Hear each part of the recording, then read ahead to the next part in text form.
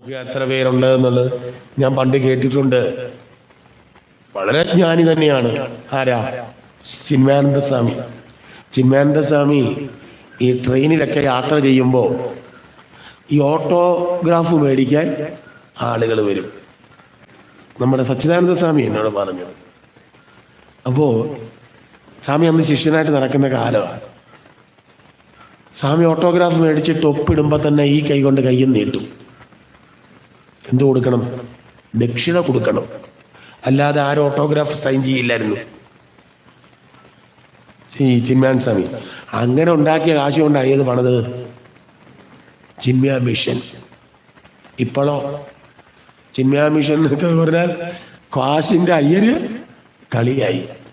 ഇങ്ങനെ ഉണ്ടാക്കിയതാ. അപ്പോ എന്താ പറഞ്ഞത്? തിദിക്ഷവ കാരുണിക. പിന്നെ കരുണയുള്ളവനായിരിക്കണം. ആരോട്? മറ്റുള്ളവരോട്. പിന്നെയോ തിദിക്ഷവ കാരുണിക സുഹൃതക സർവദേകിനാം. എല്ലാവരോടും ആരായി കരുതണം?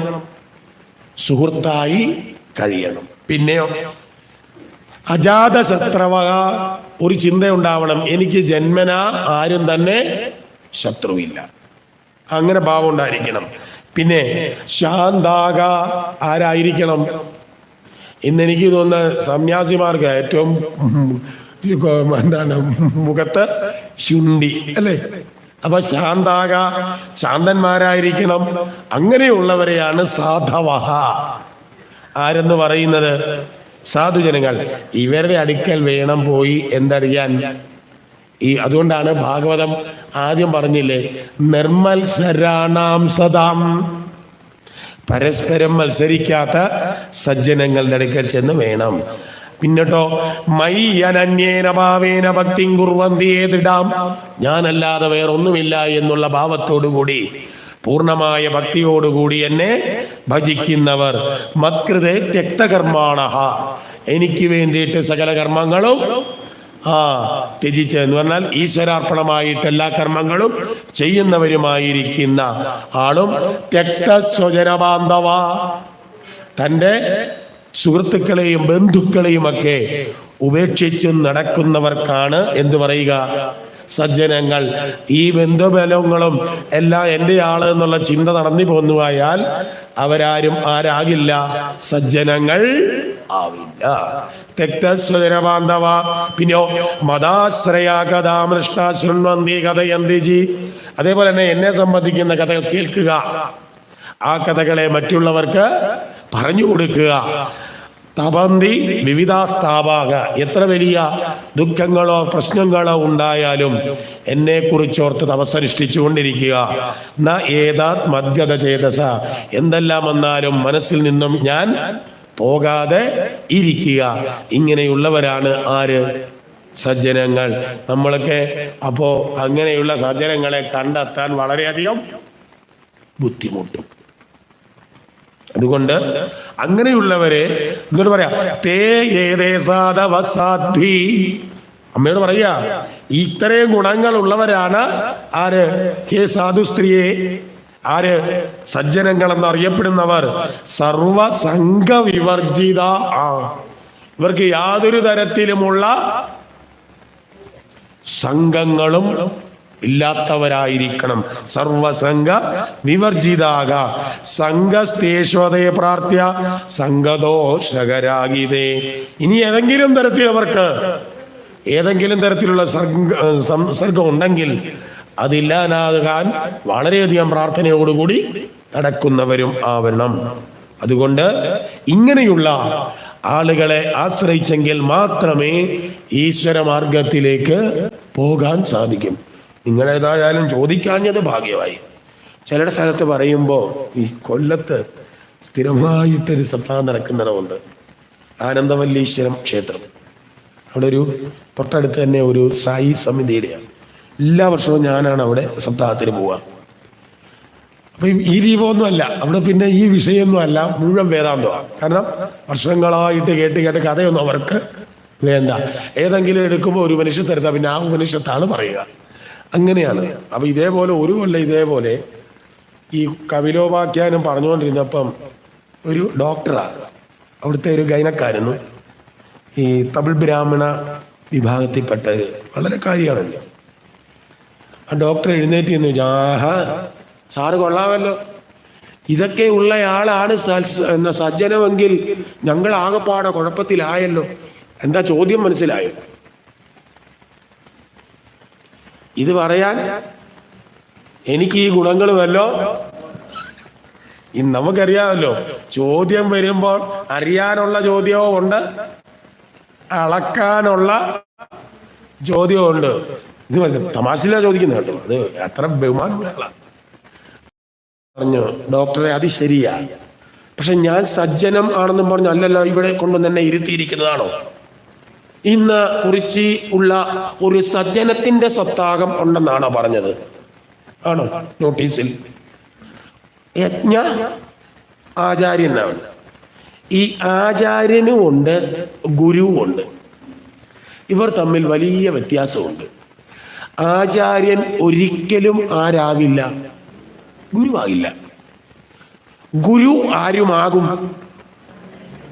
ഇതാദ്യം അറിയണം. ആചാര്യനെന്ന് പറഞ്ഞാൽ ശാസ്ത്രങ്ങളോ പുരാണങ്ങളോ വിഷയങ്ങളോ വേദാന്തോ ഒക്കെ പഠിച്ചിട്ട് അതെന്താണെന്ന് മനസ്സിലാക്കിയിട്ട് അറിവില്ലാത്തവർക്ക് പറഞ്ഞു കൊടുക്കുന്നയാളാണ് ഇന്നതിൽ ഇന്നതൊക്കെ ഉണ്ട് എന്ന് പറഞ്ഞു കൊടുക്കുന്നവനാണ് ആര്? ആചാര്യൻ. അതിൽ കുറെയൊക്കെ ആചരിക്കുന്നവനും ആവണം, കുറെയൊക്കെ, എല്ലാം ഒന്നും പറ്റിയെന്ന് വരില്ല. ഇനി ഗുരു അതല്ല. ഈ ശാസ്ത്രങ്ങളിലും ഒക്കെ പറഞ്ഞ കാര്യങ്ങൾ സ്വന്തം അനുഭവത്തിൽ അനുഭവവേദ്യനായവനാണ് ആര്? ഗുരു. അതാണ് ശിഷ്യന് പകർന്നു കൊടുക്കുന്നത്. മനസ്സിലായോ? ആചാര്യൻ അപ്പോൾ ആരാവില്ല, കാരണം അനുഭവവേദ്യം ഒന്നുമില്ല. അതുകൊണ്ട് ആചാര്യന്മാർക്ക് ഈ ഗുണഗണങ്ങളൊന്നും വേണം എന്ന് നിങ്ങൾ നിർബന്ധിക്കരുത്. ആചാര്യൻ ഈ പറഞ്ഞ വഴിയെ ഒന്നും പോയിട്ടുള്ളവൻ പോലും ആയിരിക്കത്തില്ല. ഏതുപോലെ നമ്മുടെ ആ MC റോഡിൽ നിന്ന് ഇങ്ങോട്ട് കയറുന്നതിൻ്റെ ആ ബിൽഡിങ്ങിൻ്റെ മേളിൽ ഒരു ബോർഡ് വെച്ചിട്ടുണ്ട്, കണ്ടായിരുന്നു? നിങ്ങൾ ആരെങ്കിലും കണ്ടിട്ടുണ്ടോ? ചൂരക്കുളങ്ങര ഭദ്രകാളി ക്ഷേത്രം എന്ന ബോർഡ്. ഞാൻ ആ ബോർഡ് കണ്ടിട്ട എവിടെ വന്നത്, എവിടെ? ഞാൻ ഈ അമ്പലത്തിൽ ആദ്യമായിട്ടാണ് ഒരു രണ്ട് ഫെബ്രുവരി ഇവിടെ വന്നത്. വേറെ സ്ഥലത്ത് സപ്താഹം നടക്കുന്ന സമയത്ത് അവിടെ നിന്ന് ഇവിടെ വന്നതാണ്. അന്ന് എനിക്ക് ഈ അമ്പലം ഒന്നും അറിയില്ല, ഇങ്ങനെ കേട്ടിട്ട് പോലും ഇല്ല. അപ്പോഴാണ് ആ ബോർഡ് കണ്ടു. ഞാൻ ആ ബോർഡ് നോക്കിയിട്ട് എവിടെ വന്നു. അപ്പൊ ആ ബോർഡാണ് എന്നെ എവിടെ എത്തിച്ചത്? ഈ അമ്പലത്തിൽ എത്തിച്ചത്. എന്റെ ചോദ്യം അതല്ല, ആ ബോർഡ് എന്നെങ്കിലും ഈ അമ്പലത്തിൽ വന്നായിരുന്നോ? വന്നോ? അവിടെ വരുന്നവരെ മുഴുവൻ എവിടെ വിടും? അമ്പലത്തിലേക്ക് പറഞ്ഞു വിടുന്ന ബോർഡാ. അത് ഇന്നേ തീയതി വരെ ഈ അമ്പലത്തിൽ. അത്രേ ഉള്ളൂ ആചാര്യനും. നിങ്ങളെയൊക്കെ പറഞ്ഞ് എവിടോട്ട് വിടും? മനസ്സിലായോ? അതുകൊണ്ട് ഇത് തികഞ്ഞിട്ട് ഒരാൾക്കും ഇത് പറഞ്ഞു കൊടുക്കല് നടക്കില്ല. അതുകൊണ്ട് ആചാര്യനും ഗുരു നേരെ മറിച്ച് ഗുരു അതല്ല, അറിഞ്ഞത് മുഴുവൻ അനുഭവത്തിൽ അനുഭവവേദ്യനായവനാ. അതുകൊണ്ടാണ് തൻ്റെ ശിഷ്യന് തൻ്റെ അനുഭവം, അതാണ് രാമകൃഷ്ണ ഭഗവാൻ വിവേകാനന്ദ സ്വാമിക്ക് കൊടുത്തത്. പറഞ്ഞില്ലേ, ആ കയ്യേലോട്ടൊന്ന് കയറി പിടിക്കാൻ പറഞ്ഞു. ഏതാണ്ട് 11 kV മെഗാവാട്ട് അടിക്കുന്നത് പോലെ ആർക്ക് തോന്നിയത്? വിവേകാനന്ദന്. എന്താ? തൻ്റെ അനുഭവമാണ് ഗുരു പകർന്നു കൊടുക്കുക. അവിടെ ഗുരുവും ആചാര്യനും ഒന്നല്ല, രണ്ടും രണ്ടാണ്. അതുകൊണ്ട് ഏതാണ് ഈ സജ്ജനങ്ങളുമായി ചേർന്നെങ്കിൽ മാത്രമേ ഈ കാര്യം അറിയാൻ പറ്റൂ. അങ്ങനെയാണെങ്കിൽ ദേവഹൂതി ചോദിച്ചു, ഈ ഭഗവാനെ ഈ ഭക്തിയോഗം കൊണ്ട് എങ്ങനെയാണ് നമുക്ക് സ്വാംശീകരിക്കാൻ കഴിയുക? അപ്പോൾ അത് വളരെ എല്ലാവർക്കും ഭക്തി ഇപ്പൊ ആർക്കും ഞാൻ പറഞ്ഞു തരേണ്ട കാര്യമില്ല. ഭക്തി നമുക്കൊക്കെ ധാരാളമുണ്ട്. തന്നെയല്ല, ഇനി നിമി നവയോഗി സംവാദം വരുമ്പോൾ ഭക്തി എന്താണെന്നും ഭക്തന്റെ ലക്ഷണം എന്താണെന്നും അവിടെ പറയേണ്ടതാണ്. അതുകൊണ്ട് ആവർത്തിക്കുന്നില്ല. ഒറ്റ കാര്യം മാത്രം, ഈശ്വരൻ എന്ന് പറയുന്നത് നിർഗുണനാണ്, നിരാകാരനാണ്, നിർവിഘ്നനാണ്, സർവജ്ഞനാണ്. ഇങ്ങനെയുള്ള 6 ലക്ഷണങ്ങളോട് കൂടിയവനാണ്. ഈ സൂക്ഷ്മമായിരിക്കുന്ന ഈ ഈശ്വരനെ നമുക്ക് ഇന്ദ്രിയങ്ങൾ കൊണ്ട് ഗ്രഹിക്കാൻ പറ്റില്ല. അതേപോലെ തന്നെ ഇന്ദ്രിയങ്ങൾ കൊണ്ട് ഗ്രഹിക്കാൻ പറ്റാത്തതിനെ മനസ്സുകൊണ്ട് ഗ്രഹിക്കാൻ പറ്റില്ല. അപ്പോൾ ഇന്ദ്രിയ അതീതനായിരിക്കുന്ന ഈ ഈശ്വരനെ അറിയണമെങ്കിൽ, ഭഗവാനെ ഭജിക്കണമെങ്കിൽ ആദ്യം നമ്മൾ ഒരു മൂർത്തി നമുക്കുണ്ടാവണം. ഇതാണ് സൈക്കോളജിയിൽ അല്ലെങ്കിൽ എഡ്യൂക്കേഷണൽ സൈക്കോളജിയിൽ പഠിപ്പിക്കുന്ന നോൺ ടു അൺനോൺ. അറിയാവുന്നതിൽ നിന്ന് വേണം അറിയാൻ മേലാത്തതിലേക്ക് എത്താൻ. ഈശ്വരൻ നിരാകാരനാണ്. ചൂരക്കുളങ്ങര അമ്മയുടെ രൂപം ആർക്കെങ്കിലും അറിയാവോ? കണ്ടിട്ടുണ്ടോ? ഇല്ല. പക്ഷേ അതിസൂക്ഷ്മമായിരിക്കുന്ന അമ്മയെ അറിയാൻ എന്തു വേണം? ഒരു രൂപം വേണം. ആ രൂപമാണ് എവിടെ ഇരിക്കുന്നത്? ശ്രീകോവിൽ. ഇതിനെ കണ്ട് കണ്ട് കണ്ടാണ് പിന്നെ എന്ത് ചെയ്യുക? സൂക്ഷ്മമായിരിക്കുന്ന ഭഗവാനിലേക്ക് നമ്മൾ അല്ലെങ്കിൽ ഭഗവതിയിലേക്ക് എത്തുന്നത്. രൂപമില്ലാത്തതിനെ 1 എന്ന് പറയുന്ന സംഖ്യ, അതിന് രൂപമുണ്ടോ? നമ്മളൊരു രൂപം കൽപ്പിച്ച് കൊടുത്തതാണ്. അതാണോ 1 എന്ന് പറയാൻ പറ്റുമോ? നമ്മൾ 1 എന്ന് പറഞ്ഞൊരു വര കൊടുത്തു. ആ വരയുണ്ടെങ്കിലേ ആരെ അറിയാൻ പറ്റൂ? രൂപമില്ലാത്തതിനെ ഒരു രൂപം കൊടുത്തു. അപ്പൊ രൂപത്തിലൂടെ മാത്രമേ ഏത് ചെയ്യാൻ പറ്റൂ? രൂപരഹിതനായിരിക്കുന്ന ഈശ്വരനെ അറിയാൻ പറ്റൂ. അതുകൊണ്ട് ആദ്യം 2 തരത്തിലുള്ള ആരാധനാ സമ്പ്രദായങ്ങൾ വേണം. സ്ഥൂല രൂപത്തിലുള്ളതും സൂക്ഷ്മ രൂപത്തിലും. അതിൽ സ്ഥൂല രൂപത്തിലിരിക്കുമ്പോൾ ശംഖ, ചക്ര, ഗദാ, പത്മങ്ങളൊക്കെ കൂടിയൊരു രൂപമായിട്ട് കാണും. ആ രൂപത്തിന്റെ പാദം തൊട്ട് ശിരസ് വരെ നമ്മുടെ മനസ്സിൽ കണ്ടുകൊണ്ട് ഗ്രഹിച്ച് നമ്മൾ എന്ത് ചെയ്യണം? ആ രൂപത്തെ പൂർണ്ണമായിട്ടും, അതിന് പറയും കേശാദിപാദം, പാദാദി കേശം. ഈ രൂപത്തെ ആദ്യം ഉള്ളിൽ ധരിക്കണം. അതിനുശേഷം ഓരോരോ അവയവങ്ങളായിട്ട് കളഞ്ഞു കഴിയുമ്പോൾ അവസാനം മനസ്സിന്റെ ഉള്ളിൽ എന്താണ് ഉപാധികളുമില്ലാതെ ആ ചൈതന്യത്തെ എൻ്റെ ഉള്ളിൽ കാണാൻ എനിക്ക് കഴിയണം. ഇതാണ് ക്ഷേത്രവും പഠിപ്പിച്ചത്. ഇവിടെ വന്ന് കയറുമ്പോൾ എനിക്കൊരു രൂപം വേണം. ആ രൂപത്തെ കണ്ടു തൊഴുത് അവസാനം രൂപരഹിതമായിരിക്കുന്ന അമ്മയെ എവിടെ? എൻ്റെ ഉള്ളിൽ കാണും. ഇതിന് പറയുന്ന രൂപം അല്ലെങ്കിൽ ആരാധനയ്ക്ക് പറയുന്ന പേരാണ് വിരാട് രൂപമെന്നോ വിരാട് രൂപാരാധന എന്നൊക്കെ പറയാം. ഇങ്ങനെ രൂപം ഉള്ളതിൽ കൂടി വേണം രൂപരഹിതമായതിനെ അറിയാൻ. ഞാൻ ഉദാഹരണം പറയാം. ഞാൻ ആശാങ്കളരിയിൽ പഠിക്കുന്ന കാലം, ആദ്യം ആശാങ്കളരിയിൽ പഠിപ്പിക്കുന്നത് സ്വരാക്ഷരങ്ങളും വ്യഞ്ജനാക്ഷരങ്ങളും ആശാൻ പഠിപ്പിച്ചു. ഞാൻ വളരെ വേഗം അക്ഷരം പഠിപ്പിച്ചു. അത് കഴിഞ്ഞ് ചിന്തം നടത്തും. എന്ന് പറഞ്ഞാൽ മാത്സിലേക്ക് കടക്കാൻ പോവുക. 1, 2, 3 പഠിപ്പിക്കാൻ പോവുക. അങ്ങനെ അത് കഴിഞ്ഞു. പിള്ളേർക്കെല്ലാം മധുരമൊക്കെ കൊടുത്തിട്ടാണ്. അന്ന് കണക്ക് പഠിക്കുന്നയാളായിരിക്കും പിന്നെ ആശാൻ കളരിയിലെ സീനിയർ. അക്ഷരം പഠിച്ചു കഴിഞ്ഞേ പറ്റും. അപ്പൊ ആശാൻ ഈ ഓലയില് നാരായം കൊണ്ട് 1, 2, 3 എഴുതി തന്നു വിട്ടു. വീട്ടിൽ ചെന്നിട്ട് ഇത് കരിയൊക്കെ തേച്ച് എണ്ണയൊക്കെ തൂത്ത് തുടച്ചിട്ടാണ് പിന്നെ ഇത് തെളിഞ്ഞു കൊണ്ട് നടക്കുന്നത്. ആശാൻ 2 ആഴ്ച തലകുത്തി മറിഞ്ഞിട്ടും ഞാൻ ഏത് പഠിക്കുവല്ല. കണക്ക് 20 വരെ എനിക്കറിയില്ല. എനിക്ക് ഭയങ്കര പേടി, എനിക്കറിയത്തില്ല. പോകുന്ന പഴറ്റിയിട്ടും ആ അക്ഷരം വേഗം പഠിക്കുകയും ചെയ്തു. അപ്പോൾ ഒരു ദിവസം എന്നെ കൂട്ടിക്കൊണ്ട് പോകാൻ എൻ്റെ അമ്മ വന്നപ്പോൾ ആശാൻ അമ്മയോട് പറഞ്ഞു, ഇനി ഞാൻ നോക്കിയിട്ട് കണക്കിവൻ പുറകില, നീ എങ്ങനെയും അവനെ ഒന്ന് പഠിപ്പിക്കാൻ പറഞ്ഞു. അമ്മയെ ആദ്യം നോക്കി നടക്കുന്നില്ല. അപ്പോഴാണ് അമ്മ ഒരു മാർഗം കണ്ടുപിടിച്ചു.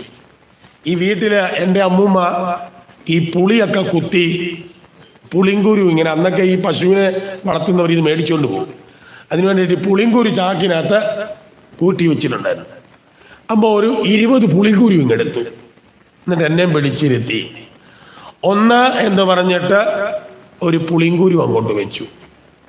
അപ്പം ഞാൻ ഒന്ന്, ആ ഒന്നെന്ന് പറയുന്നത് എനിക്ക് എന്തോന്നാ, ഒരു പുളിങ്കുരുവാ. രണ്ടെന്ന് പറഞ്ഞപ്പോഴോ 2 പുളി. 3, 20 എന്ന് പറഞ്ഞാൽ 20 പുളിങ്കുരുവാ. ഇപ്പം വയസ്സ് ഇത്രയൊക്കെ ആയി. വയസ്സ് ഞാൻ പറയത്തില്ല, അങ്ങനെ ആരും സൂഹിക്കണ്ട. വയസ്സായി, ജോലിയായി, ഇത്രയൊക്കെയായി. ഇപ്പോൾ ഒന്നെന്ന് പറഞ്ഞാൽ എനിക്ക് പഴയ പുളിങ്കുരുവാണോ? ആണോ? അല്ല. പക്ഷേ അന്നൊന്നിനെ അറിയാൻ എനിക്ക് ഏത് വേണമായിരുന്നു? അപ്പൊ പുളിങ്കുരു എന്ന അറിവിൽ നിന്നാണ് രൂപമില്ലാതിരുന്ന ഒന്നിലേക്ക് ഞാൻ എത്തിയത്. ഇതിനാണ് എഡ്യൂക്കേഷൻ സൈക്കോളജി പറയുന്നത് നോൺ ടു അൺനോൺ. അല്ലെങ്കിൽ പഠിപ്പിക്കും സിമ്പിൾ ടു കോംപ്ലക്സ്. സ്ഥൂലം എന്ന് പറയുന്നത് സിമ്പിളാ, കാണാം. കോംപ്ലക്സ് എന്ന് പറയുന്നത് സൂക്ഷ്മമാണ്. അല്ലെങ്കിൽ ശാസ്ത്രത്തിൽ അതിന് പറയും സത്ത് അസത്ത്. സത്ത് സ്ഥൂലവും അസത്ത് സൂക്ഷ്മവുമാണ്. അപ്പോ അല്ലെങ്കിൽ എളുപ്പം പറയാം, എളുപ്പമുള്ളതിൽ നിന്ന് സിമ്പിൾ ടു കോംപ്ലക്സ്, എളുപ്പത്തിൽ നിന്നും ബുദ്ധിമുട്ടുള്ളതിലേക്ക്. മലയാളം പഠിച്ചവരല്ലേ എല്ലാവരും?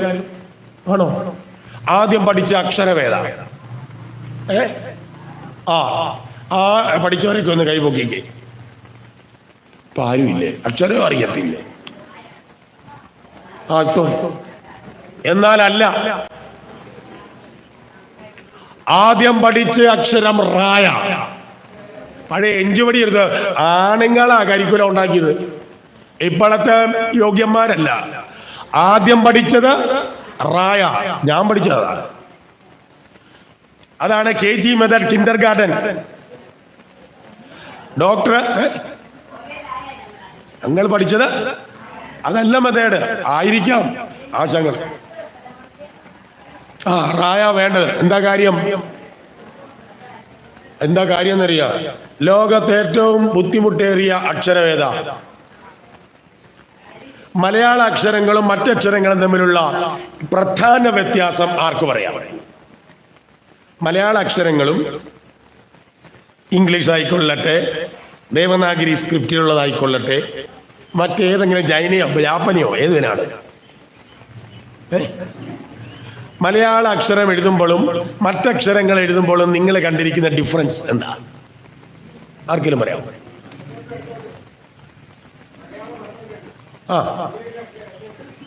ഹിന്ദിയോ? ഹിന്ദിയും വലത്തോട്ടാ. എന്നാ ഇതൊന്നും അല്ല, പറഞ്ഞേക്കാം, എനിക്കറിയാൻ പറയില്ല. മലയാള അക്ഷരം എഴുതാനായിട്ട് പെൻസിൽ അല്ലെങ്കിൽ പേന പേപ്പറിൽ കുത്തിയാൽ അക്ഷരം എഴുതി കഴിഞ്ഞ് പേന എടുക്കൂ, നോയിക്കോ പോയി. ഇപ്പൊ മനസ്സിലായോ? ആണോ അല്ലയോ? പാ എഴുതിയാൽ, ആ എഴുതിയാലോ? കൂട്ടക്ഷരമല്ല കേട്ടോ, അല്ലാത്ത അക്ഷരം. കാ, ഗ പറഞ്ഞു. അല്ലാത്തുണ്ടെങ്കിൽ പറഞ്ഞ വേഗം പറയണം, സമയമില്ല, നടക്കത്തില്ല, കണ്ടുപിടിക്കത്തില്ല. ഏതക്ഷരവും കുത്തിയാൽ തീർന്നിട്ടേ പൊക്കൂ. സംസ്കൃതത്തിന് പോലും ആ ഗുണമില്ല. അതാണ് മലയാള അക്ഷരത്തിന്റെ പ്രധാന ഉദ്ദേശം. അതിൽ റായാണ് ആദ്യം. അതാ സിമ്പിൾ ടു കോംപ്ലക്സ്. ഒരു കുട്ടിയെ സംബന്ധിച്ച് ഇങ്ങനെ വരയ്ക്കാൻ എളുപ്പമാണ് അല്ലേ? അപ്പൊ ടീച്ചർ ബോർഡിൽ ഇങ്ങനെ ഇട്ടു, റാ എന്ന് പറഞ്ഞു. എന്നിട്ട് ടീച്ചർ ഇങ്ങോട്ട് മാറ്റിയിട്ടിട്ട് ഇങ്ങോട്ട് കാഴെ അങ്ങോട്ട് ഞാൻ വരയ്ക്കുവാണേ. ഇപ്പൊ പിള്ളേരും പറയാം വരയ്ക്കുവാണേ, പിന്നെ മേളിലോട്ട് കൊണ്ടുപോകും. എന്നിട്ട് ടീച്ചർ പറയും പാ, പിള്ളേരും പറയും പാ. എന്നാ പറയും ഈ പായുടെ ഇപ്പുറത്ത് ടീച്ചർ ആദ്യം എഴുതിയ അക്ഷരം ഇവിടെ ഇടാം. ഏതാ? റാ. കൊച്ചിനോട് പറഞ്ഞു പാ റാ പാ റാ പാ റാ പാ റാ. കുട്ടി ഏത് പഠിച്ചു? എഞ്ചുപടിയിലെ ആദ്യത്തെ പടം ഏതാ? പഴയ എഞ്ചുപടിയിലെ ആദ്യത്തെ ചിത്രം പഴയ 1ാം ക്ലാസ്സിലെ പുസ്തകത്തിലെ പറയല്ലേ? അതിനോട് ബന്ധപ്പെട്ട വാക്കുകളല്ലേ പിന്നെ പഠിച്ചത്? പറ, പത, പന. ഓയ്ക്കൂ. അപ്പൊ ഇതാണ് മെത്തേഡ്, സിമ്പിൾ ടു കോംപ്ലക്സ്. അപ്പൊ അറിയാവുന്നതിൽ നിന്ന് വേണം അറിയാൻ വയ്യാത്തതിന്. അതാ ഇവിടെയും പറഞ്ഞത്, നിങ്ങൾ സ്ഥൂലമായ രൂപത്തെ ആദ്യം ഭജിക്കണം. ഇതാണ് ഭക്തി. അതിന് നിങ്ങൾക്കൊരു രൂപം വേണം, ഉപാധി വേണം. ആ ഉപാധിയിലൂടെ സഞ്ചരിച്ച് എവിടെത്തും? ഉപാധിയില്ലാത്ത നിർഗുണനായിരിക്കുന്ന നിരാകാരനായിരിക്കുന്ന ആ ഭഗവാനിൽ എത്തിച്ചേരും. അതിനൊരു മാർഗം. അപ്പൊ ഇവിടെ നമുക്ക് സാകാരമൂർത്തിയെ ഭജിച്ചുകൊണ്ട് തന്നെ നിരാകാരനായിരിക്കുന്ന ഭഗവാനെ കണ്ടെത്താൻ പറ്റൂ. പിന്നീട് ഭക്തിയുടെ വിവിധ തലങ്ങൾ പറയുന്നുണ്ട്. അത് ഞാൻ നിമി നവയോഗി സംവാദത്തിൽ പറയാം, സമയം കിട്ടില്ല. ഇനി അത് കേട്ട് കഴിഞ്ഞപ്പോഴാണ് ചോദിച്ചമാനെ, ഞാൻ പുരുഷനെന്നും പ്രകൃതിയെന്നും കേട്ടിരിക്കുന്നു. ആരാണ് പുരുഷൻ, ആരാണ്, എന്താണ് പ്രകൃതി? ആദ്യം പുരുഷനെ ഒന്ന് വേഗം പറഞ്ഞിട്ട് പ്രകൃതിയാണ് വിസ്തരിക്കാറുള്ളത്. അത് പറയാം. പുരുഷൻ എന്ന വാക്കിന് ഇന്നലെ കുന്തിസ്തുതി പറഞ്ഞപ്പോൾ ഞാൻ പറഞ്ഞു, പുരത്തിൽ ശയിക്കുന്നവനാണ് പുരുഷൻ. അപ്പോ പുരമെന്ന് പറയുന്നത് ഈ ശരീരം. ഈ ശരീരത്തിൽ ഉള്ളതാണ് ആര്? പുരുഷൻ. അങ്ങനെയാണെങ്കിൽ ഈ ശരീരത്തിൽ നിന്നും പുരുഷൻ എന്ന്, അല്ലെങ്കിൽ ആ പുരുഷന് സത്തെന്ന് പറയും, ചൈതന്യമെന്ന് പറയും, ഇങ്ങനെ പല പേരുകളുണ്ട്. ഈ പുരുഷൻ ഈ ശരീരത്തിൽ ഉള്ളപ്പോൾ ഈ ശരീരം ചേതനയുള്ളതാവും. പുരുഷൻ എപ്പോഴാണോ ശരീരത്തിൽ നിന്നും പോകുന്നത് അപ്പോൾ ശരീരം ജഡവുമാണ്. അപ്പോൾ ശരീരമെന്ന് പറയുന്നത് ജഡവും പുരുഷൻ എന്ന് പറയുന്നത് എന്തോ ആയി? ചൈതന്യവുമായി. അപ്പൊ ഇവിടെ ഇരിക്കുന്നതൊക്കെ ഇപ്പൊ ചൈതന്യ വസ്തുക്കളാ. എന്തുകൊണ്ടാ? പുരുഷന്റെ സാന്നിധ്യം ഇതിലുണ്ട്.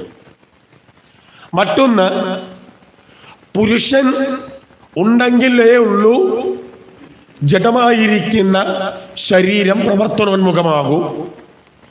അതേപോലെ തന്നെ പുരുഷന് ആരുടെ സാന്നിധ്യം കൂടെ ഉണ്ടാവണം? ജഡത്തിൻ്റെയും കൂടെ ഉണ്ടാവണം. രണ്ടും കൂടെ ചേർന്നാലേ ലക്ഷ്യത്തിൽ എത്തൂ.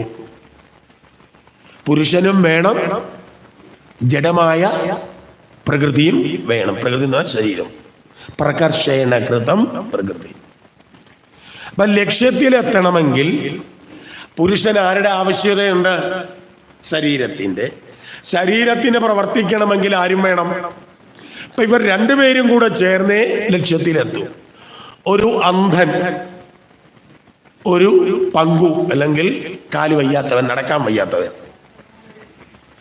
ഇവർ രണ്ടുപേരും കൂടി തവളക്കുഴി നിൽക്കുക. കോട്ടയത്തിന് പോകണം. അന്ന് ബന്ധാണ്. എങ്ങനെ പോകും? ഓട്ടോ പിടിച്ചു പോകും. ആണോ?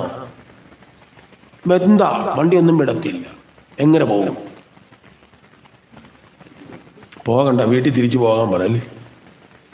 എന്ത് ചെയ്യും? കാലുകൊണ്ട് നടക്കാൻ വയ്യാത്തവൻ കണ്ണ് കാണാത്തവന്റെ തോളയിലോട്ട് കയറിയിരിക്കും, നടന്നോളാൻ പറയും. അപ്പൊ അന്ധന് നടക്കാം, പക്ഷെ കാണാൻ പറ്റില്ല. തോളയിൽ ഇരിക്കുന്നവനോ കാണാം. അപ്പൊ ഇവർ രണ്ടുപേരും കൂടെ ചേരുമ്പോൾ എവിടെ എത്തും? മനസ്സിലായോ? ഇതേപോലെയാണ് ശരീരവും പുരുഷനും കൂടി ചേർന്നെങ്കിൽ മാത്രമേ എവിടെത്തൂ? ലക്ഷ്യത്തിലെത്തൂ. ഉദാഹരണം പറയാം. ഇവിടെ ഒരു മൃതശരീരം കിടക്കുന്നു, ഞാനും ഇരിക്കുന്നു. ആ മൃതശരീരത്തിൽ ഇല്ലാത്തത് ഏതിലുണ്ട്? എന്നിലുണ്ട്. എന്നിലുള്ളത് ഏതിലില്ല? ആ മൃതശരീരത്തിലില്ല. ആ എന്നിലുള്ളത് അതിൽ നിന്നും പോയി.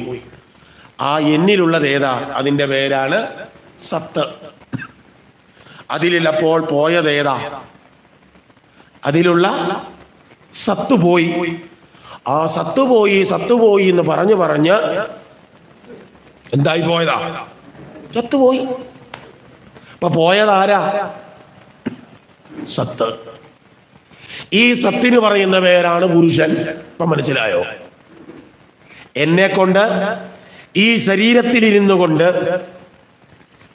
എന്തോ ഒന്ന് എന്നിൽ നിറഞ്ഞു നിൽക്കുന്നത് കൊണ്ടാണ് എനിക്ക് ഈ കർമ്മം ചെയ്യാൻ പറ്റും. അതിനി ആവർത്തിക്കുന്നില്ല, കാരണം ഞാൻ ആ ഓങ്കാരമൊക്കെ വെച്ച് പറഞ്ഞതാ. അങ്ങനെ പറഞ്ഞുകൊണ്ടിരുന്നാൽ വേറെ ഒന്നും പറയാൻ പറ്റത്തില്ല. അപ്പൊ എന്നിൽ ഞാനെന്ന് വ്യവഹരിക്കുന്ന എന്തോ ഒന്ന് ഇതിലുണ്ട്. അതിന് പറഞ്ഞ പേരാണ് സത്ത്. ആ ആത്മചൈതന്യത്തിന് പറയുന്ന പേര്, അതിൻ്റെ പേര് പുരുഷൻ. അതെ. പ്രകൃതി എന്ന് പറഞ്ഞാലോ ഈ ശരീരം. എന്നിട്ട് പറയുകയാണ്, ഈ ശരീരം ഉണ്ടാക്കപ്പെട്ടത്, ഇവിടെ ശരീരം ഉണ്ടാക്കി എന്ന് പറയുമ്പോഴത്തേക്ക് ഇതൊന്നും കരുതല്, തുടക്കമാണ്. ഈ ശരീരത്തിന് 4 അവസ്ഥകളാണ്. ഇപ്പൊ കാണുന്ന ഈ ശരീരത്തിന് പറയുന്ന പേര് സ്ഥൂല ശരീരം. ഇതിനകത്ത് സൂക്ഷ്മം, അതിൻ്റെ ഉള്ളിൽ ഒരു ലിംഗ ശരീരമുണ്ട്, അതിൻ്റെ അപ്പുറത്ത് തുടക്കത്തിൽ കാരണ ശരീരം. അപ്പൊ കാരണം, ലിംഗം, സൂക്ഷ്മം, സ്ഥൂലം. ഇവിടെ പറയുന്നത് സ്ഥൂലത്തിന്റെ കഥയല്ല, പിന്നെ ഏതിൻ്റെയാ? കാരണത്തിൻ്റെയാ. അത് വളർന്നാണ് ഏതായത്. അപ്പോ എന്താ ഇത് പറയാൻ ഇപ്പോഴേ പറഞ്ഞേക്കാം, അല്ലെങ്കിൽ പിന്നെ അന്നേരം പിന്നെ സംശയം ഉണ്ടാവില്ല. എന്നാലും ഞാനങ്ങ് പറഞ്ഞേക്കാം. ഒരാൾ ചോദിക്കുക, ഇനിയിപ്പോൾ പഞ്ചമസ്കന്ധത്തിലെ ഒരു കാര്യം ഞാൻ പറയും. 26-ാമത്തെ അധ്യായം തലനരച്ചവരൊക്കെ കേട്ടിട്ട് പോകാവൂ. എന്താണെന്നറിയാവോ? 26-ാമത്തെ അധ്യായത്തിൽ പറയുന്ന വിഷയം നരകവർണ്ണനയാണ്. അത് കഴിയുമ്പോൾ നമുക്ക് എവിടെ കണ്ടുമുട്ടണ്ടെന്ന് അറിയണ്ടേ? അതിനാണ്. ഏതായാലും ആ നരകത്തിലേക്ക് പോകുന്നവര് ഈ കർമ്മങ്ങൾ ചെയ്തവരാണ് എന്ന് ചോദിക്കും. അപ്പൊ ചോദിക്കും, ഈ ശരീരം കൊണ്ടല്ലേ കർമ്മം ചെയ്തത്, ഇതിന്റെ ഫലം ഞാൻ അനുഭവിക്കണോ? കാരണം ഈ ശരീരം ഇട്ടിട്ടല്ലേ പോയത്. അപ്പോൾ ഓർത്തോണം, ഈ ഇട്ടിട്ട് പോകുന്ന ശരീരം ഏതാ? സ്ഥൂലവാ. ജീവൻ കൂടെ കൊണ്ടുവന്ന ഒരു ശരീരമുണ്ട്, അതിൻ്റെ പേരാ ഇതാ അനുഭവിക്കുന്നത്. അതുകൊണ്ട് ആരും പേടിക്കണ്ട, എല്ലാം വെച്ചിട്ടുണ്ട് അവിടെ അനുഭവിക്കാൻ എന്നർത്ഥം. അതുകൊണ്ട് ഈ കാരണ ശരീരം ഉണ്ടാകുന്നത് എങ്ങനെ? അതിനിവിടെ പറയുന്നത് 24 തത്വങ്ങൾ കൊണ്ടാണ് ഈ ശരീരം നിർമ്മിച്ചത്. 24 തത്വങ്ങൾ എന്ന് പറഞ്ഞാൽ 24 ഘടകങ്ങൾ. അതിൽ ആദ്യത്തേത് എന്ന് പറയുന്നത് പഞ്ചഭൂതങ്ങൾ. ഏതൊക്കെയാണ്? ആകാശം, നമ്മൾ ഇന്നലെ പറഞ്ഞ ആകാശം, വായു, അഗ്നി, ജലം, ഭൂമി. ക്രമമാ പറഞ്ഞത്. പഞ്ചഭൂതങ്ങൾ. ഈ പഞ്ചഭൂതങ്ങളെ കൂടാതെ പഞ്ചഭൂതങ്ങളുടെ തന്മാത്രകളുണ്ട്, അല്ലെങ്കിൽ ഈ പഞ്ചഭൂതങ്ങൾ കൊണ്ട് അറിയുന്ന വിഷയങ്ങൾ. കണ്ണിന്റെ ആദ്യത ആകാശം.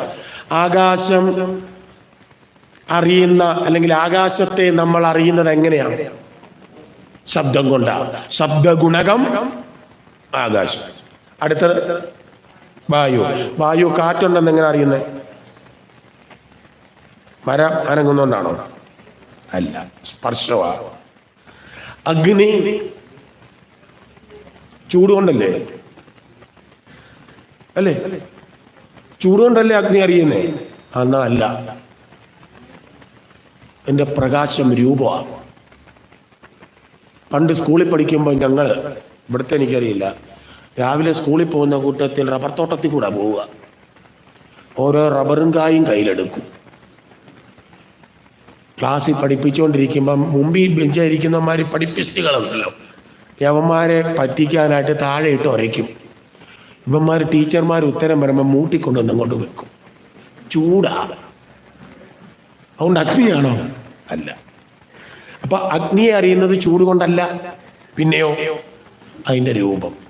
വെള്ളം അറിയുന്നത് രസം, ഭൂമിയെ അറിയുന്നത് ഗന്ധം. അതുകൊണ്ടാ കാർഷിക ഓഫീസിൽ നിന്നൊക്കെ വന്നിട്ട് ഇവിടെ മണ്ണ് മണത്ത് നോക്കുന്ന കണ്ടിട്ടുണ്ടോ? ഇവിടെ കൃഷി ഡിപ്പാർട്ട്മെൻറ്റുകാർ ആരെങ്കിലും ഉണ്ടോ? അവരാകുമ്പോൾ പെട്ടെന്ന് തരും. ആരുമില്ല. അപ്പം എന്ത് ചെയ്യും? അവരിങ്ങനെ, ആണോ ആരാ കൃഷി? ഇല്ല. ഇതിങ്ങനെ മണത്ത് നോക്കും. മണത്ത് നോക്കിയിട്ട് പറയും ഫോസ്ഫറസിൻ്റെ കുറവുണ്ടെന്ന് പറയും, അല്ലെ മഗ്നീഷ്യം മണ്ണിൽ അളവ്. ഇതെങ്ങനെ മണത്തറിഞ്ഞത്? അപ്പോൾ 5 പഞ്ചഭൂതങ്ങള് അവയുടെ തന്മാത്ര എന്ന് പറഞ്ഞാൽ അർത്ഥം എന്താ? തത് മാത്രയായ, അത് ഏറ്റവും സൂക്ഷ്മമായതാണ്. ഏത്? ആകാശം സൂക്ഷ്മമായാൽ അതെന്താണ്? ശബ്ദമാണ്. അഗ്നി സൂക്ഷ്മമായ രൂപമാണ് എന്നേ അർത്ഥമുള്ളൂ. അപ്പോ 5 പഞ്ചഭൂതങ്ങള്, അതിൻ്റെ തന്മാത്രകള്. പിന്നീട് ഈ പഞ്ചഭൂതങ്ങളുടെയും അതേപോലെ തന്നെ ഈ പഞ്ചഭൂതങ്ങളിലുള്ള സത്വഗുണങ്ങൾ തമ്മിൽ പ്രവർത്തിക്കും. എല്ലാ ഭൂതത്തിനാക്കി ഇന്നലെ ഞാൻ പറഞ്ഞ 3 ഗുണങ്ങളുണ്ട്. എന്നൊരു ഉദാഹരണം പറഞ്ഞില്ലേ, നാരായണീയം ക്ലാസ്സിൽ പോകുന്ന ഒരേ രൂപത്തിലുള്ള സെറ്റ് ഉടുത്തവരെല്ലാം ഒരു ഗാങ് എന്ന് പറഞ്ഞു. നിങ്ങൾക്ക് ഓർമ്മയില്ലേ? എനിക്കുണ്ട്. അപ്പൊ ഒരേ ഗുണക്കാര് തമ്മിൽ പ്രവർത്തിക്കും. അങ്ങനെയുള്ള സത്വഗുണങ്ങൾ തമ്മിൽ, പഞ്ചഭൂതങ്ങളിലെ സത്വഗുണങ്ങളെല്ലാം കൂടെ ചേർന്ന് അങ്ങോട്ട് പ്രവർത്തിക്കുമ്പോൾ ഉണ്ടാകുന്നതാണ് 5 ജ്ഞാനേന്ദ്രിയങ്ങൾ. ഇതൊക്കെ കാരണ ശരീരത്തിലെ ഉണ്ടാവും. ഏതൊക്കെയാ ജ്ഞാനേന്ദ്രിയങ്ങൾ? ഈ ശബ്ദസ്പർശ രൂപരസഗന്ധം വെച്ച് പറയണം. ശബ്ദം അറിയുന്നത് എന്തുകൊണ്ടാ? ചെവി.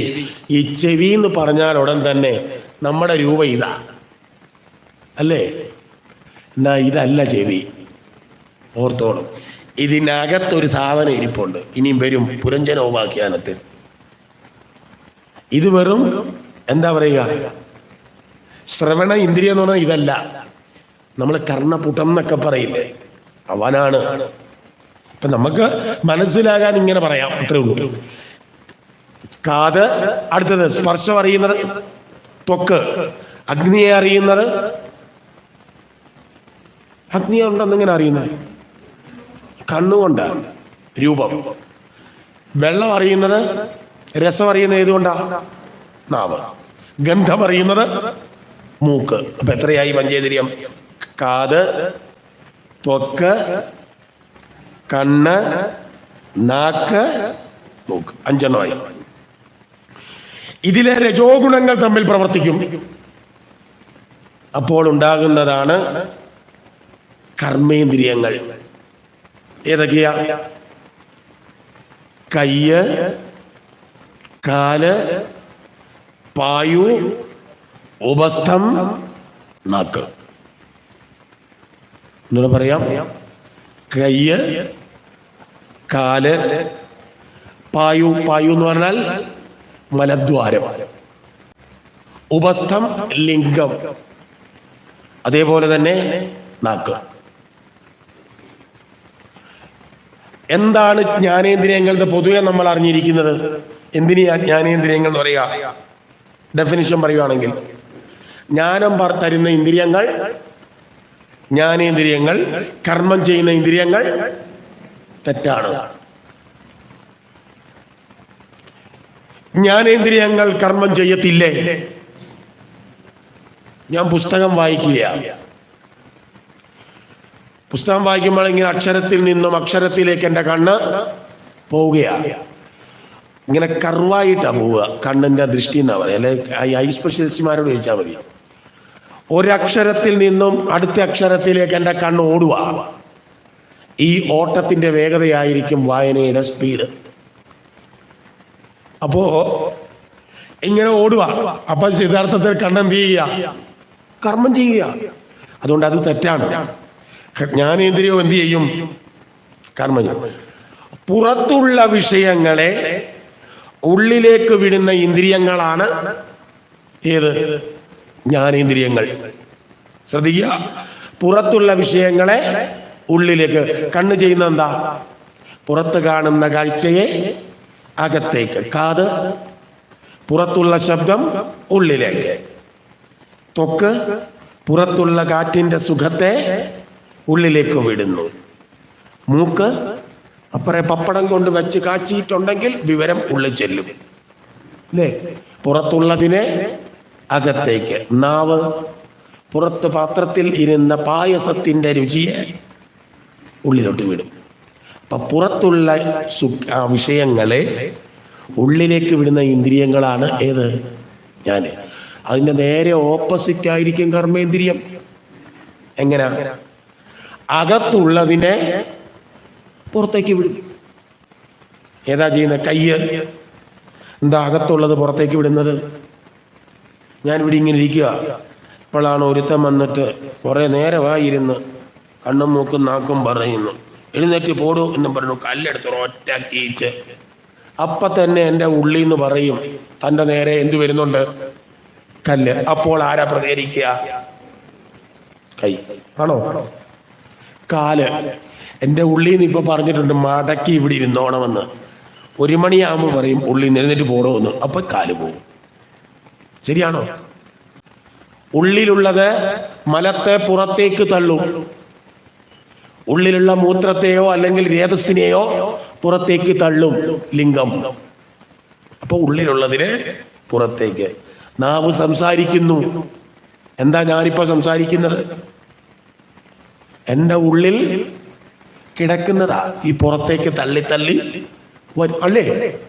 അപ്പോ ഉള്ളിലുള്ളത് പുറത്തേക്ക് വിടുന്നവ. അങ്ങനെ എത്ര ഇന്ദ്രിയമുണ്ട്? ആദ്യം പഞ്ചഭൂതാഞ്ച്, ജ്ഞാനേന്ദ്രിയം, അല്ല അതിന്റെ തന്മാത്രകൾ 5, 10, 24 തത്വം വരാൻ പോവാ. കാരണം പഞ്ചഭൂതങ്ങൾ 5, അതിന്റെ തന്മാത്രകൾ 5, 5 ജ്ഞാനേന്ദ്രിയങ്ങൾ, 5 കർമ്മേന്ദ്രിയങ്ങൾ. ഇപ്പൊ എത്രയായി? 20. പക്ഷേ എണ്ണി നോക്കുമ്പോൾ ജ്ഞാനേന്ദ്രിയവും കർമ്മേന്ദ്രിയവും കൂടെ എണ്ണി നോക്കുമ്പം 10 ഉണ്ടോ?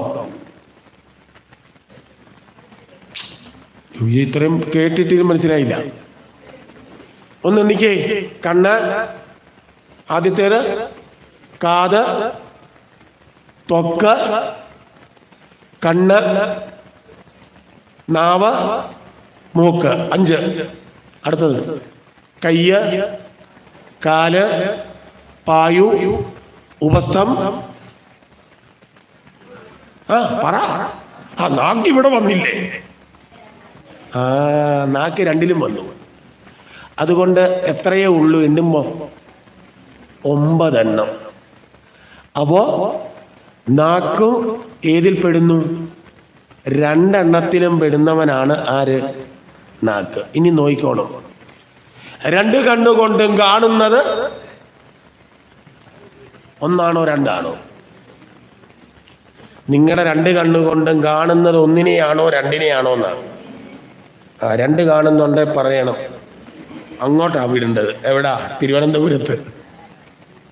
അപ്പൊ 2 കൊണ്ട് കാണുന്നത് 1, 2 കൊണ്ടും കേൾക്കുന്നതും 1, 2 കൊണ്ട് ശ്വസിക്കുന്നതും 1. അപ്പൊ 2 പേർക്ക് എത്ര പണി? 1 പണി. 2 കാല് പണി. അല്ലെങ്കിൽ ഇടത്തേക്കാല് കിഴക്കോട്ട് പോകുമ്പം വലത്തേക്കാല് പടിഞ്ഞാട്ടാണ് പോകുന്നത്. അത് 6 മണിക്ക് ശേഷം. 2 കൈയും ചെയ്യുന്നത് 1 പേർക്ക് 1 പണി. നാക്ക് എത്ര എണ്ണം ഉണ്ട്? 1 എണ്ണം. പക്ഷെ ഇത്രേ ഉണ്ട്. അതുകൊണ്ട് ആ ഒരുത്തൻ എത്ര പണിയാണ്? ഒരുത്തന് 2 പണി. എന്തൊരു കഷ്ടമായത്! 2 പേർക്ക് 1 പണി, ഒരുത്തന്. എടാ, ഇത് ഈശ്വരനെ പറ്റിയ അബദ്ധമല്ലേ? ഇത് സോഷ്യലിസമാണോ? അതുകൊണ്ട് പറഞ്ഞു, ഈ 2 പണി ചെയ്യുന്നവനെ നിയന്ത്രിക്കാനാ പാട്. ബാക്കിയൊക്കെ പാവങ്ങളാ. കണ്ണ്, നീ അത് കാണണ്ടടാ എന്ന് വെച്ചാൽ എമ്പുരാൻ കാണണ്ടടാ എന്ന് വെച്ചാൽ എമ്പുരാൻ കാണത്തില്ല, പോയി തമ്പുരാൻ കാണും അല്ലേ? പക്ഷേ നാവ് സംസാരിക്കത്തില്ല എന്ന് വെച്ചാലോ, പിന്നെ ആ നാവ് കൊണ്ട് അതിനെ സമയം കാണും. പണ്ട് ഒരു ഈ പയ്യൻ അല്ല എന്നെ പറയുന്ന, ഇവർക്കൊരു പേരുണ്ട്, ഈ പൈ വിഭാഗത്തിൽപ്പെടുന്നവർക്ക്, കൊങ്ങിണി വിഭാഗത്തിൽപ്പെട്ട ഒരാള്. ഇവരുടെ പേര് മിക്കാരും ഭട്ടെന്ന് ചേർത്തായിരിക്കും വരിക. ഈ കൊങ്ങിണികളാണ്. അപ്പോൾ ഈ കൊങ്ങിണി ഒരു കൊങ്ങിണി സ്ഥിരമായിട്ട് ഭക്ഷണം, ഇവർക്കൊരു പ്രത്യേകതയുണ്ട്, അത് കണ്ടുപിടിക്കേണ്ട. നമുക്ക് 5 ബലികൾ ചെയ്യാനുണ്ട്. അതിൽ ഒന്നാണ് ഭൂതബലി, പിതൃബലി, ഭൂതബലി എന്ന് പറയും. അതിന് ഇവർ ഭക്ഷണം ഉച്ചയ്ക്ക് കഴിക്കുമ്പോൾ ഉണ്ണാനിരിക്കുമ്പോഴേ ആദ്യം ഒരു ഉരുള ഉരുട്ടി മാറ്റി വെക്കും. എന്നിട്ട് ഇത് ഊണ് കഴിഞ്ഞ് വരുമ്പോൾ അവരുടെ മതിലിൽ കൊണ്ടുവന്ന് കാക്കയ്ക്കും പൂച്ചയ്ക്കും കൊടുക്കാൻ വെക്കും. ഇതാണ് ഭൂതദയ. വളരെ ഇതായിട്ടാണ്. അങ്ങനെ ഇദ്ദേഹം ഒരു സ്ഥിരമായിട്ട് കാക്കയ്ക്കാണ് കൊടുക്കുന്നത്. അങ്ങനെ ഭക്ഷണം അവിടെ ഒരിത്തിരി പാവത്താനുമാണ്. അങ്ങനെ ഭക്ഷണം അവിടെ കൊണ്ടുവന്ന് വെച്ചു.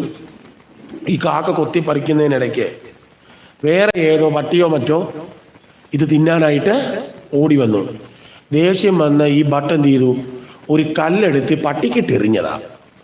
കൊണ്ടത് കാക്കയ്ക്കിട്ട. കാക്ക ചത്തുപോയി. അന്നേരം തൊട്ട് ഈ ഭട്ടിന് ഭയങ്കര സങ്കടമായി. ഭട്ട് അവരുടെ തന്നെ കൂട്ടത്തിലുള്ള ഒരു ജ്യോത്സ്യരെ പോയി കണ്ടു. അപ്പോഴേ ജ്യോത്സ്യർക്ക് മനസ്സിലായി ഇയാള് എന്താണ് പേടിച്ചു തൂറിയാന്ന് മനസ്സിലായി. എന്നിട്ട് പറഞ്ഞു, ഇനിയിപ്പോൾ ഒരൊറ്റ മാർഗമേ ഉള്ളൂ. എന്താണ്? സ്വർണം കൊണ്ടൊരു കാക്കയെ ഉണ്ടാക്കണം. ഉണ്ടാക്കിയിട്ട് ഇത് വേറെ ഏതെങ്കിലും അല്ലെങ്കിൽ ഒരു ഭട്ടിനിത് ദാനം ചെയ്യണം. പിന്നെയോ വേറെ ആർക്കെങ്കിലും ദാനം ചെയ്താൽ മൂത്ത മകൻ മരിച്ചു പോകും. ഇത് പറയുമ്പം ഒരു പ്രമാണം വേണ്ടേ? അതിന് ഇദ്ദേഹത്തിന് ശകലം സംസ്കൃതമേ അറിയത്തുള്ളൂ. ആർക്കാ? ജ്യോത്സ്യർക്ക്. ഈ ജ്യോത്സ്യർ എന്ത് ചെയ്തു എന്ന് വെച്ചാൽ ശകലം സംസ്കൃതവും ബാക്കി എന്തുവാക്കി. എന്നിട്ട് പറഞ്ഞു, ഇത് ദാനം അതുപോലെ തന്നെ വീട്ടിൽ ചെന്നിരുന്ന് ഇനിയും തൊട്ട് ഭക്ഷണം കഴിക്കുമ്പോൾ ആരെ ഓർക്കുകയും പാടില്ല, കാക്കയോട്ട് ഓർക്കാനും പാടില്ല. ചോറ് വിളമ്പി വെച്ചാൽ ഓർക്കും, അയ്യോ ജ്യോത്സ്യർ എന്തോ പറഞ്ഞിട്ടുണ്ടല്ലോ, അയ്യോ കാക്കയെ ഓർക്കരുതെന്ന. അപ്പം തന്നെ ആരുടെ ഓർമ്മ വന്നു? അപ്പൊ ഇദ്ദേഹം എഴുതി കൊടുത്തു പ്രമാണം. സ്വർണേന നിർമ്മിതം കാകം, സംസ്കൃതമാണ്. സ്വർണം കൊണ്ട് ഉണ്ടാക്കിയ കാക്കയെ. ബബ്ലി ഭട്ടായ ദല്ലേരി. ഈ ജ്യോത്സ്യരുടെ പേര് ബബ്ലി ഭട്ട് എന്നാണ്. ദല്ലേരി എന്ന് പറഞ്ഞാൽ കൊങ്ങിണിയിൽ കൊടുക്കണമെന്നാണ്. അപ്പൊ എന്തായി? സ്വർണേന നിർമ്മിതം കാകം ബബ്ലി ഭട്ടായ ദല്ലേരി, അന്യഭട്ടായ ദല്ലേരി. വേറെ വേറെ ഏതെങ്കിലും ഭട്ടുമാർക്ക് കൊടുത്താൽ ജ്യേഷ്ഠപുത്രോ വിനശ്യതി. ഏത് മകൻ? മൂത്ത മകൻ നശിക്കും. എന്നിട്ട് പറഞ്ഞു, ആരെ ഓർക്കരുത്? കാക്കയെ ഓർക്കരുത് എന്ന് പറഞ്ഞു വിട്ടു. ഇതൊരു കഥ. ഏതായാലും ഇപ്പൊ ഇവിടെ പറയാൻ വന്നത്, ഈ എന്താണ് ഇന്ദ്രിയങ്ങള് ഈ തരത്തിൽ എന്താണ് 2 എണ്ണം വെച്ച് 1 1 കൊണ്ട് 2. അതുകൊണ്ട് ഈ ജ്ഞാനേന്ദ്രിയത്തിലും ഈ കർമ്മേന്ദ്രിയത്തിലും ഇതേപോലെ ഒരാളുണ്ട്. പക്ഷെ അവർക്ക് 2 പണിയാണ്. ഇപ്പൊ കൈക്ക് ഒരു പണി, 2 കാലുകൾ കൂടി ഒരു പണി. പക്ഷേ ഈ ശരീരത്തിൽ കർമ്മേന്ദ്രിയങ്ങളുടെ കൂട്ടത്തിൽ ഒരുത്തനും ജ്ഞാനേന്ദ്രിയങ്ങളിലെ നാവും ഒരുത്തനാണ്. ഇവർക്ക് 2 പേർക്കും 2 പണിയാണ്. അതുകൊണ്ട് ഉപനിഷത്ത് പറഞ്ഞു, ജിഹ്വോപസ്ഥ ജയോജയ. ഏതൊരുവനാണോ ജിഹ്വയെയും ഉപസ്ഥത്തെയും നിയന്ത്രിക്കുന്നത് അവനായിരിക്കും ഇന്ദ്രിയ നിഗ്രഹം നേടിയത്. കർമ്മേന്ദ്രിയങ്ങളിലെ ആ ഒരാൾ ആരാന്ന് ആലോചിച്ച് കണ്ടുപിടിച്ചോളുക.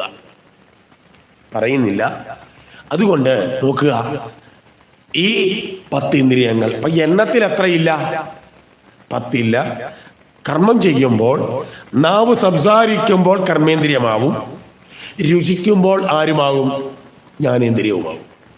അതുകൊണ്ടാണ് ഗീതാ ചിത്രം കണ്ടിട്ടുണ്ടോ? ഗീതാ ചിത്രം പാർത്ഥസാരഥിയുടെ. അതിൽ കുതിര എത്ര എണ്ണം ഉണ്ട്? എത്ര കുതിരയാണ്? ഇതുവരെ കണ്ടിട്ടില്ല. 4 കുതിരയാ. ആ 4 കുതിരകൾ ഏതാ? ഈ 4 എണ്ണവാ.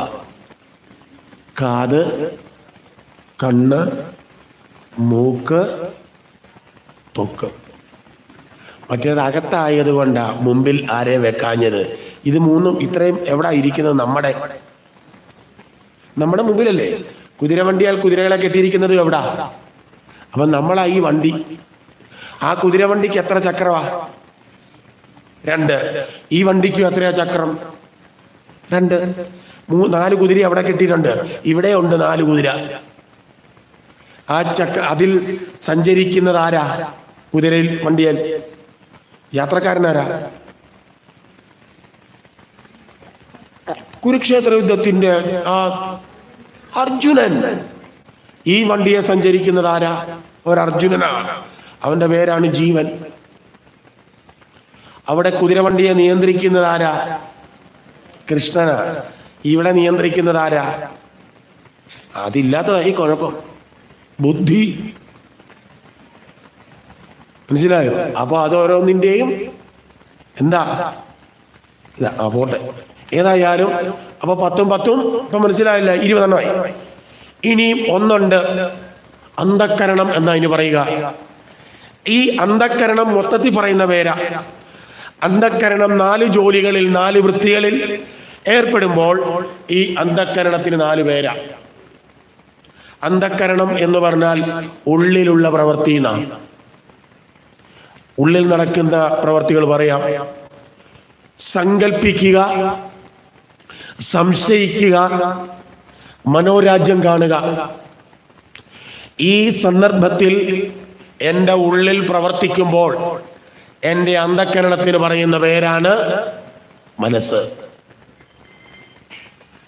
കഴിഞ്ഞ കാര്യങ്ങളെ പറ്റി ഓർക്കുമ്പോൾ എൻ്റെ ഉള്ളിലല്ലേ ഓർക്കുക. ആ ഓർമ്മ വരുമ്പോൾ എൻ്റെ അന്ധക്കരണത്തിന് പറയുന്ന പേര് ചിത്തം. എൻ്റെ ഉള്ളിൽ നിന്നും ഉറച്ച ഒരു തീരുമാനമെടുക്കും. ആ തീരുമാനമെടുക്കുമ്പോൾ എൻ്റെ അന്ധക്കരണത്തിന് പറയുന്ന പേര് ബുദ്ധി.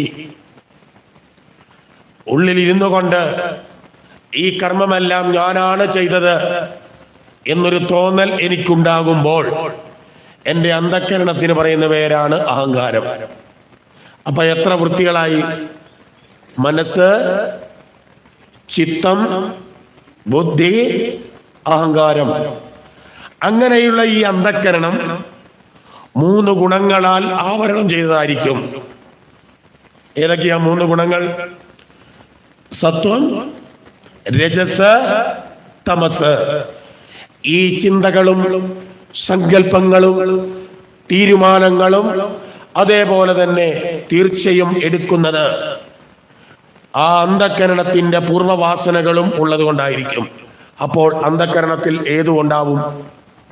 വാസനകളും ഉണ്ടാവും. ഇത്രയും കാര്യം അറിഞ്ഞാലേ അന്ധക്കരണം എന്താണെന്ന് അറിയാൻ പറ്റും. എന്താ പറയാം? എൻ്റെ ഉള്ളിൽ സങ്കല്പിക്കുക, സംശയിക്കുക, മനോരാജ്യം കാണുക. സങ്കല്പിക്കുന്ന എന്താ? ഇന്ന് അവിടം വരെ പോയാൽ കൊള്ളാം, സങ്കല്പം. മനോരാജ്യം, 10 പൈസ കയ്യിലില്ല. ആലോചിക്കുക, 50 രൂപ ഉണ്ടായിരുന്നെങ്കിൽ ഒരു ലോട്ടറി എടുക്കാം. ലോട്ടറി എടുത്താൽ എനിക്ക് ഫസ്റ്റ് അടിക്കും. അടിച്ചാൽ ഞാൻ ലക്ഷങ്ങൾ കൊടുത്ത് വീട് വാങ്ങും, കാറ് വാങ്ങും, വണ്ടിയെ പോകും, അങ്ങ് പൊങ്ങും. എത്ര രൂപ എടുക്കാൻ കയ്യിലില്ല?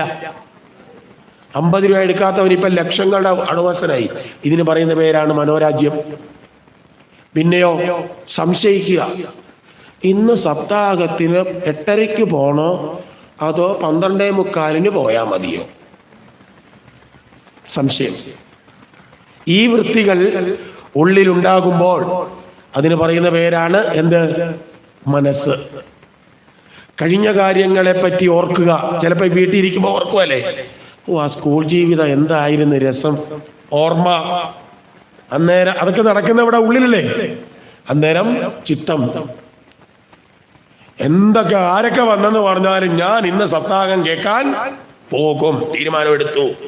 ആ തീരുമാനമെടുക്കുമ്പോൾ അന്ധകരണത്തിന് പറയുന്ന പേര് ബുദ്ധി.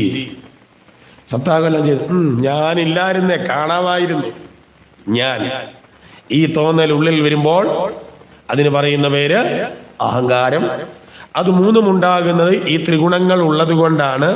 ഈ ത്രിഗുണങ്ങളെ ഇതിന് പ്രേരിപ്പിക്കുന്നത് ആരാണ്? വാസനകളാണ്. ഇത്രയുമുള്ള. ഇനി നമുക്കിത് പെട്ടെന്ന് മനസ്സിലാക്കാൻ ഞാൻ കൊണ്ടുവന്ന ഒരു എക്സാമ്പിൾ ഉണ്ട്. അത് നോക്കുമ്പോൾ കൃത്യമായിട്ട് മനസ്സിലാവും.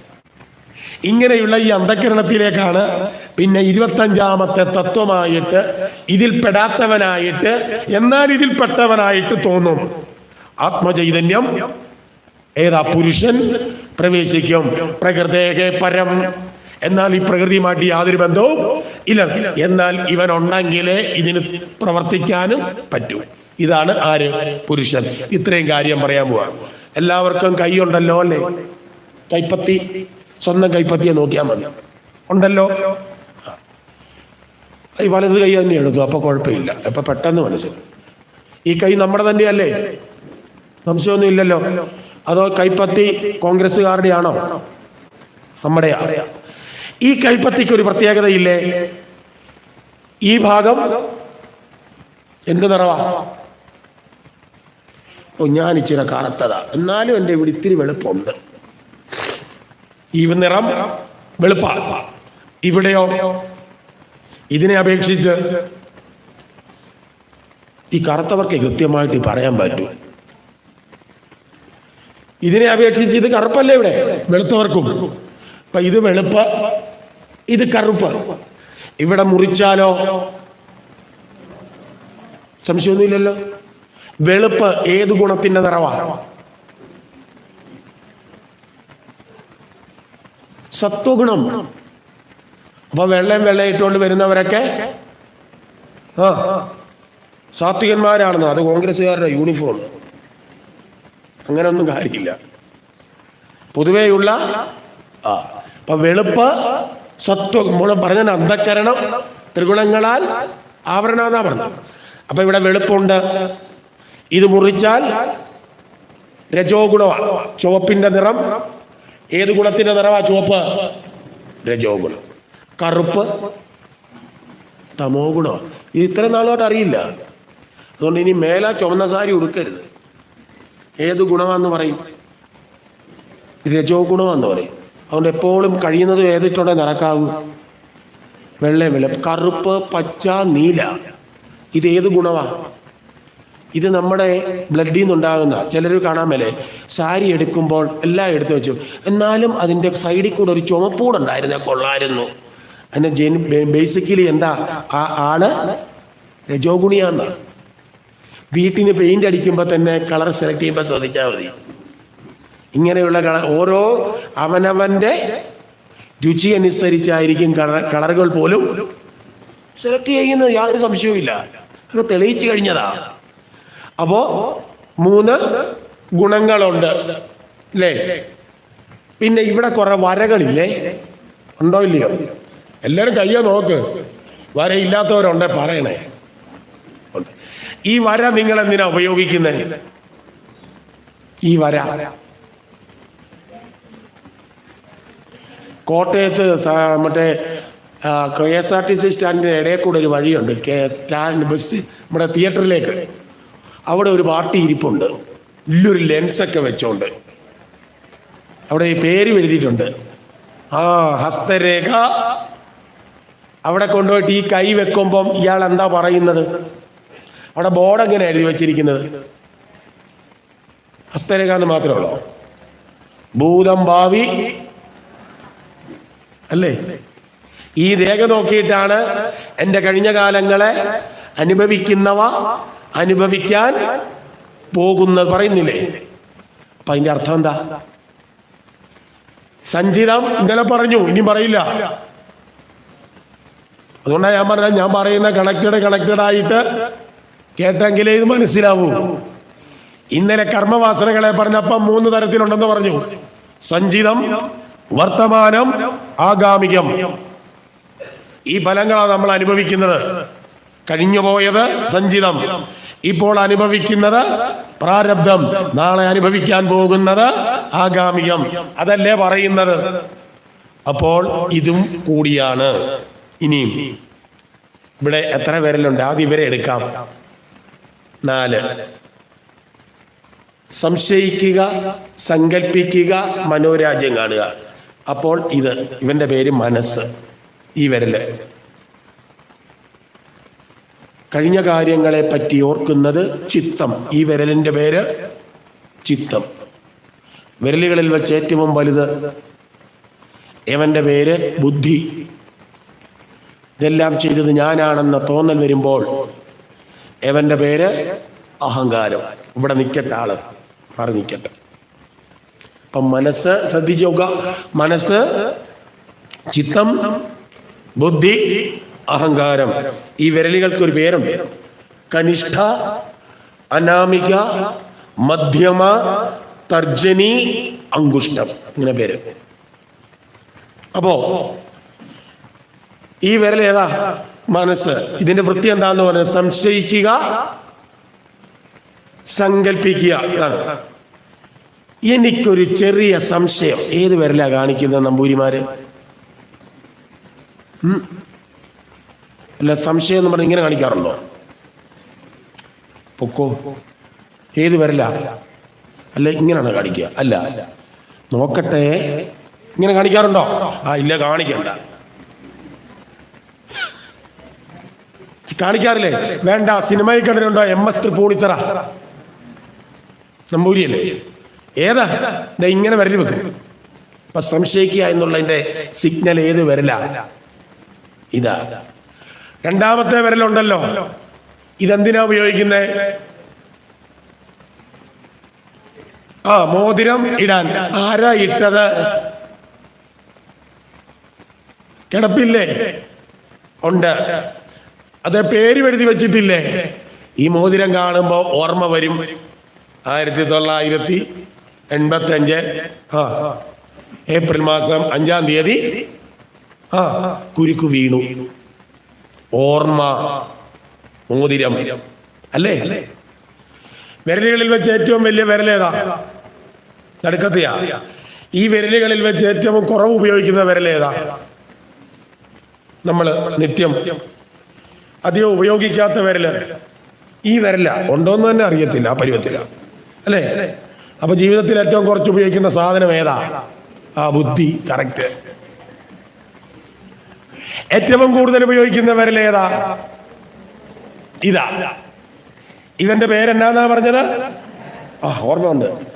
നിന്നെ ഞാൻ. ഏത് വിരലാ കാണിക്കുന്നേ? ഇതല്ലേ? ആണോ? ഞാൻ ആരാണെന്നറിയാമോടാ. ഏതുകൊണ്ടാ കുത്തുന്നത്? ഇതുകൊണ്ടാ? അല്ലെങ്കിൽ ഈ വിരൽ കൊണ്ടാണോ നിന്നെ ഞാൻ പറയുന്നത്? അല്ല. വിരലുകളിൽ വെച്ച് ഏറ്റവും ബലമുള്ള വിരൽ ഏതാ? ഇവനാണ്. അതുകൊണ്ടാണ് ഇതിന്റെ പേര് വന്ന തർജനി. ഇതെങ്ങനെ അടിക്കുന്നതിനാണ് തർജന എന്ന് പറയുക. അപ്പൊ ഇതാരായി? അഹങ്കാരം. മനസ്സ്, ചിത്തം, ബുദ്ധി, അഹങ്കാരം. അതുകൊണ്ടാണ് ഗുരുഭഷ്ടകത്തിൽ പറയും, മനോബുദ്ധ്യഹങ്കാര്യ ചിത്താനി നാഗം നച ശ്രോത്ര ജിഹ്വേ ന ജഗ്രാണ. അല്ലേ? പറയുന്നുണ്ട്. ഇതൊന്നും അല്ല ഞാനെന്നാ പറയുന്നത്. അപ്പൊ ഈ പുരുഷൻ വേറെയാ. ഇനിയും ഈ വിരലുകളിൽ ഒന്നും പെടാതെ ഒരുത്തൻ മാറി നിപ്പില്ലേ? ആരാ? അങ്കുഷ്ടം. വലിയ വലിപ്പമില്ല, ആള് കുള്ളനാണ്. ഈ കുള്ളന്മാരെ സൂക്ഷിക്കണമെന്ന്. കുഴപ്പക്കാരാ. ആട്ടെ, ഈ വിരലില്ലെങ്കിൽ ഈ 4 വിരലും കൊണ്ട് എന്നാ പ്രയോജനം? എന്തെങ്കിലും പറയാറുണ്ടോ? ആട്ടിക്കൊണ്ട് നടക്കാം. ഇവരെ മുഴുവൻ പ്രവർത്തനോന്മുഖമാക്കുന്നതാരാ? ഈ വിരല. അതുകൊണ്ടാ പണ്ട് ഈ വിരൽ ഒരാളുടെ മുറിച്ചോണ്ട് പോയത്. ഏകലവ്യന്റെ. ഇതില്ലെങ്കിൽ തീർന്നു.